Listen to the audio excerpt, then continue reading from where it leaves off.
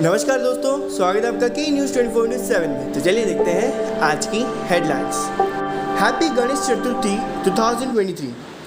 Ganesh Chaturthi, also known as Vinayaka Chaturthi, is a Hindu festival celebrated with great fervor and devotion to honor the birth of Lord Ganesha, the revered elephant-headed god of wisdom and prosperity. This auspicious occasion, falling in the months of August or September, marked the beginning of 10 days of vibrant festivities, including the installation of Ganesha idols, prayers, music, dance, and communal feast. As we embrace Ganesh Chaturthi in 2023, it's an opportunity to extend warm wishes and heartfelt messages to our loved ones. Lord Ganesha, the remover of obstacles, symbolizes new beginnings and pursuit of knowledge. It's time to seek his blessings for a bright and prosperous future. May Lord Ganesha bless you with wisdom, health, and prosperity. Happy Ganesh Chaturthi. Wishing you a joyous and blessed Ganesh Chaturthi filled with love and devotion. May the blessings of Lord Ganesha fill your life with happiness and success. Happy Ganesh Chaturthi. First our neighbor and now Canada. Indian political commentators blame Trudeau for breeding terror at home. Justin Trudeau accusation that the Indian government could be involved in the killing of banned Khalistan Tiger Force Chief Hardeep Singh Nijjar has reaction pouring in from both the countries, largely criticizing the Canadian Prime Minister and his move to expel the Indian diplomat yesterday. India to remove top Canadian diplomat Oliver Sylvester on Tuesday. Samir Saran, who is the president of ORF, Observer Research Foundation, a global think tank based in New Delhi, posted on X, formerly known as Twitter, alleging that the Canadian government has been giving refuge to terrorists for political outcomes and then blame others. First our neighbor and now Canada, similar political outcomes and then blame others. The space given in Canada to a range of illegal activities including murders, human trafficking and organized crime is not new, he said, tagging the Ministry of External Affairs @MEA India. Why are some Sikh calling for a separate homeland in India? Diplomatic tensions over call for a separate homeland for Sikh in India have escalated after Canada said it was looking at credible allegations potentially linking the Indian state to the murder of a separatist leader in British Columbia. India has denied the allegations, describing them as absurd. For anyone new to this long-running controversy, here and at a glance look at the history and current context. Sikhism is one of the world's major religions, founded in the 16th century in the Punjab region of what is now India and Pakistan, which was divided between the two countries after the end of British rule in 1947. There are around 25 million Sikh worldwide, making it the fifth largest faith group. The vast majority live in India, where they make up around 2% of the country, 1.4 billion people. But significant diaspora population exists as well. Canada is home to the largest population outside India with around 780,000 Sikh people, more than 2% of the country population, while both the US and UK are home to around 5 lakh and Australia around 2 lakh. New Delhi, President Draupadi Murmu to inaugurate National Human Rights Institution Conference on 28 September. President Draupadi Murmu will inaugurate the Conference of National Human Rights Institution of the Asia-Pacific region in New Delhi tomorrow.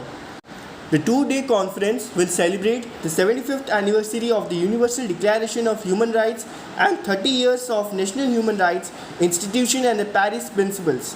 A sub-theme on the environment and climate change will also be held. Additionally, the National Human Rights Commission will organize a seminar on business and human rights. The event aims to ensure that business prioritize human rights and environmental sustainability in their operations. WHO released its first ever report on global impact of high BP, states approximately 4 in every 5 not treated adequately.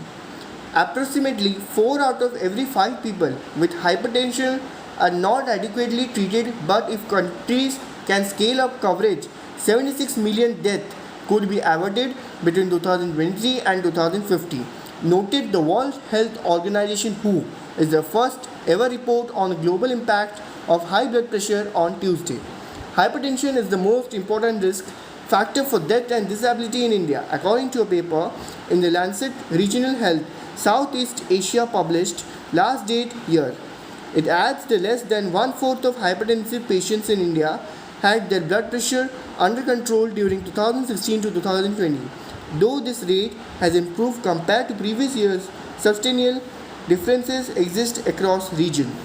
It also states that the 2019 and 20 National Family Health Survey NFHS 5 reported a hypertension prevalence of 24% in men and 21% among women, an increase from 19% and 17% respectively from the previous around 2015 and 16.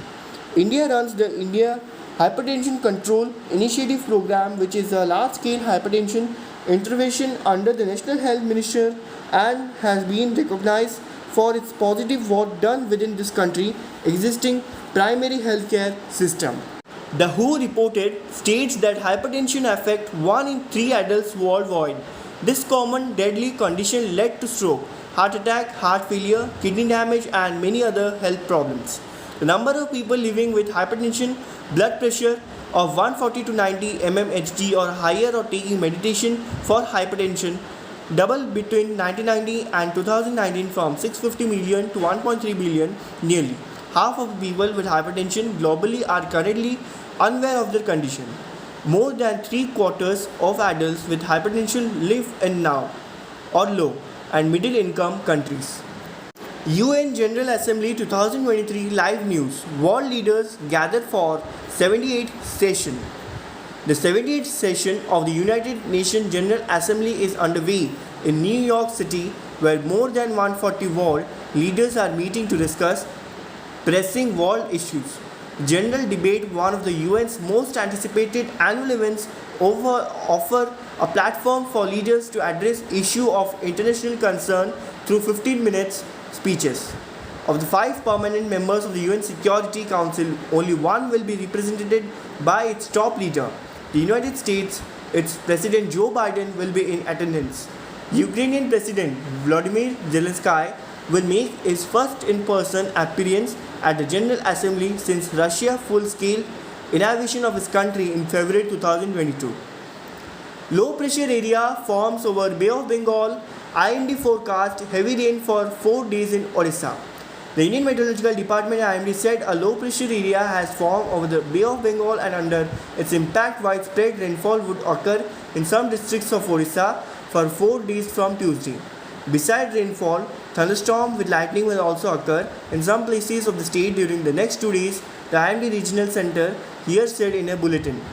In its forecast till 8:30 am on Wednesday, the IMD issued an orange warning, be prepared of heavy rainfall 7 to 20 cm over the districts of Keonjhar, Mayurbhanj, Baleshwar, Bhadrak, Kendrapada, Jagatsinghpur and Puri. Similarly, a yellow warning be updated of heavy rainfall has been issued for the districts of Jajpur, Cuttack, Khordha, Ganjam, Dhenkanal, Anugul, Deoghar, Sundargarh, Jharsuguda, Sambalpur, Sonpur, Baud, Kandamal and Kalahandi. Thunderstorm with lightning is also very likely to occur at 1 or 2 places over the districts of Baleshwar, Bhadrak, Jajpur, Kendrapada, Jagatsinghpur, Cuttack, Khordha, Puri, Nayagar, Ganjam, Gajapati, Mayurbhanj, Keonjhar, Anugul, Dhenkanal, Sambalpur, Sundargarh, Deoghar, Jharsuguda, Bargarh, Baud, Kalahandi, Kandhamal, Sonpur and Bolangir, it said. Forecasting heavy rain from 8:30 am on Wednesday till 8:30 am on Thursday, the IMD issued an orange warning for Kalahandi, Kandhamal, Sonpur, Bolangir, Baud, Sambalpur, Anugul, Bargarh and Jharsuguda districts. ऐसे ही और news को जानने के लिए जुड़े रहिए के news 24/7 के साथ.